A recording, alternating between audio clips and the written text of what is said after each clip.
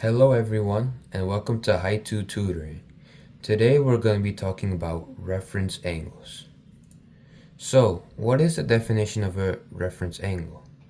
So, the definition of a reference angle is the angle between the x-axis and the terminal ray. And terminal ray. So what does this mean? So if you have a graph and let's say we have the initial ray of an angle right here and the terminal ray of an angle right here. We're going to look at the angle between the x-axis and the terminal ray, which is this angle right there. That is known as the reference angle. So let's see how the reference angle is defined in each quadrant. So if the angle Q1, we have a formula for each quadrant. So for quadrant 1, we don't need a formula, we're just going to be using the angle itself. So let's draw another graph. Let's see what that looks like. Let's just say we have the same angle or a similar angle. And if the angle is in Q1, this means that the reference angle is just gonna be the angle given. So this is the angle of the initial and the terminal ray. And this is all we're gonna use. So this angle right here, given to us, is just the reference angle.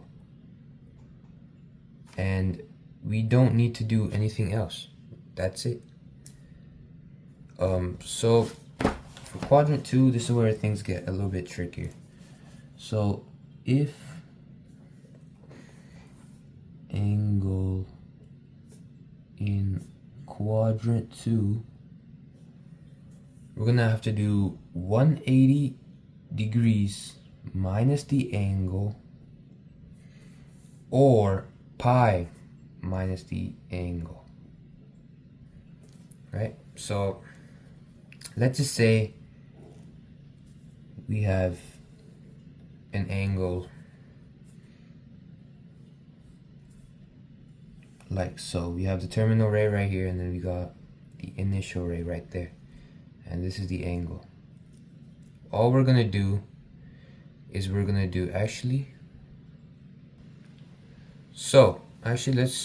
just adjust this a little bit.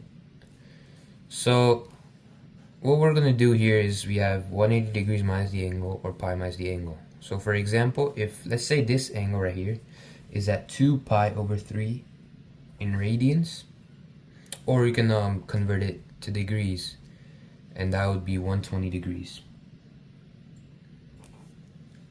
So let's just do it both ways. So let's just do 180 degrees minus 120 degrees.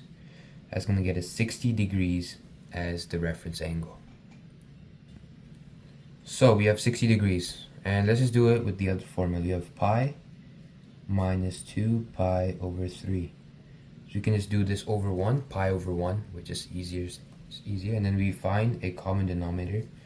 So we're going to have 3 pi over 3 minus 2 pi over 3, which gets us pi over 3, which is also equal to 60 degrees. And that would be our answer. Now let's do quadrant 3. So if angle in quadrant 3, we're actually going to reverse the formula. So we're going to be doing angle minus 180. And we're going to be doing angle minus pi. The reason for this is that we're going to have, it's on the opposite side of the spectrum. So now it's right here.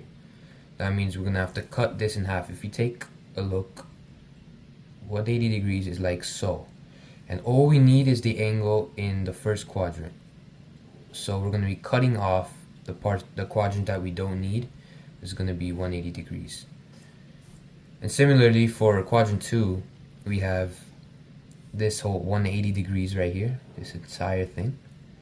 We're just going to be cutting off the part that we don't need. So we're going to be just kind of cutting off the angle.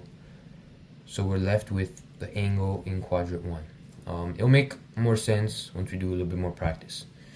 So let's draw another coordinate plane. And let's just say we have an angle right here, quadrant 3. And we need, let's say, we can have this as 5 pi over 4. And now we're going to use our formula to find this out. So 5 pi over 4, we can also convert that by using our handy little conversion, and that's going to get us 180 times 5 over 4 pi, which is going to be 900 pi over 4 pi, which is 225 degrees.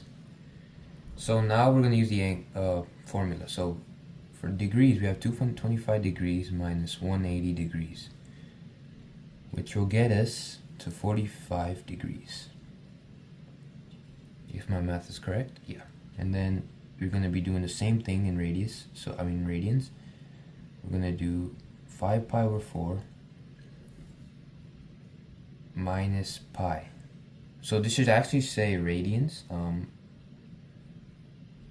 but it's the same concept essentially. So we're going to be doing 5 pi over 4 minus pi over 1. We find the common denominator again. It's going to be pi over 4. It's a reference angle. Now let's take a look in quadrant 4. So if angle in Q4, we're going to do 360 degrees minus the angle, or we're going to do 2 pi minus radians, if you want to do it in radians. So let's draw, as usual, let's draw another one of the quadrants. And now let's say we have an angle like so, and like that. So now we need to find the angle. So we're going to be doing, let's just say this is 7 pi over 4, or this is going to be, we're going to have to do some conversions. So 7 pi over 4 times 180 over pi. Let's put this in the calculator. So this will get us to 315 degrees. I had to put that in the calculator, but you don't need to. But okay. So we have 315 degrees, or we're gonna have 7 pi over 4 radians. So let's just put this in the formula. 360 degrees minus 315 degrees, and that's gonna get us 45 degrees again. And then we're gonna do 2 pi over 1 minus 7 pi over 4, and then we're gonna find the common denominator. So that's gonna be 6 pi over, oh, I'm sorry, that's 4.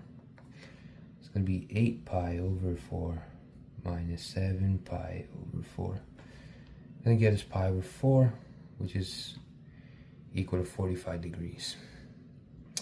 And yeah, that's some reference angles for you. Thank you.